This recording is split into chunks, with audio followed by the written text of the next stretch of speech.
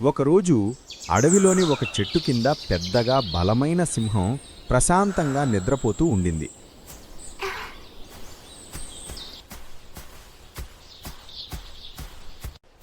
దగ్గర్లో ఒక చిన్న ఎలుక ఆనందంగా ఆడుకుంటూ పరిగెట్టుతూ ఉండింది. గమనించకుండా ఆ ఎలుక నిద్రపోతున్న సింహం మీదకి ఎక్కింది. చిన్న ఎలుక చాలా భయపడిపోయింది. నన్ను నిద్రలేపడానికి నీకు ఎంత ధైర్యం?